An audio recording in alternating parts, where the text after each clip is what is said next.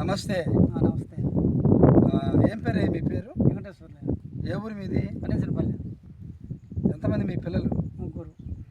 ఎక్కడ ఉంటున్నారు వాళ్ళు? బుంగిలీలో ఉంటారు. మీరేం చేస్తుంటారు ప్రస్తుతానికి?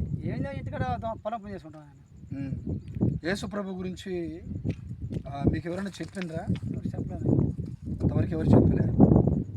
యేసుక్రీస్తు ఎవరని మీ దృష్టిలో మీరు అనుకుంటున్నారు? మాకు తెలియదు ఆయన, మాకేం తెలుసు.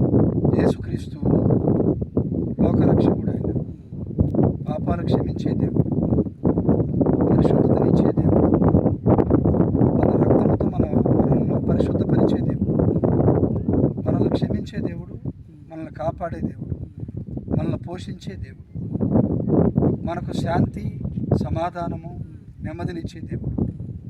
మనం చనిపోతాం కదా, చనిపోయిన తర్వాత మన ఆత్మ నరకానికి వెళ్ళకుండా, తీర్పు ముందు నిలబడకుండా, రెండవ మరణం అనేది ఒకటి ఉంది, దానికి గురి కాకుండా రక్షించగలిగినటువంటి సమర్థుడు నేను ప్రకటించేటువంటి యేసు ప్రభు.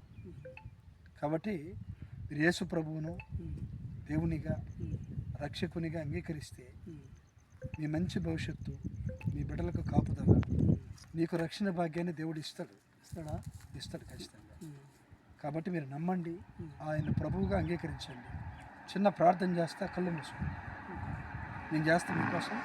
కళ్ళు మూసుకోండి. పరిశుద్ధుడు, ప్రేమాస్వరూపి, జీవాధిపతి, నీకు స్తోత్రాలు. నేను గురించినటువంటి శుభవార్త మీ కుమారుడికి చెప్పాను, అని విన్నాడు. వినడం మాత్రమే కాకుండా దాన్ని గ్రహించుకొని అనుసరించి రక్షింపబడే భాగ్యం దయచేయండి. క్రొత్త జన్మను ప్రసాదించండి. పాప క్షమాపణ దయచేయండి. రక్షించండి. నీ కుమారుణ్ణి నిత్య జీవానికి వారసునిగా చేయమని ఆయన్ను, ఆయనకి ఇచ్చినటువంటి సతీమణి, వారి పిల్లలు, వారిని క్షేమంగా కాపాడి నీ మార్గంలో వారిని నడిపించుకోమని మా రక్షకుడును మీ ప్రియకుమారుడైన యేసుక్రీస్తు వారి దివ్యనామంలో ప్రార్థన చేసి అడుగుచున్నాను తండ్రి. ఆమేన్. అయ్యా మంచిది.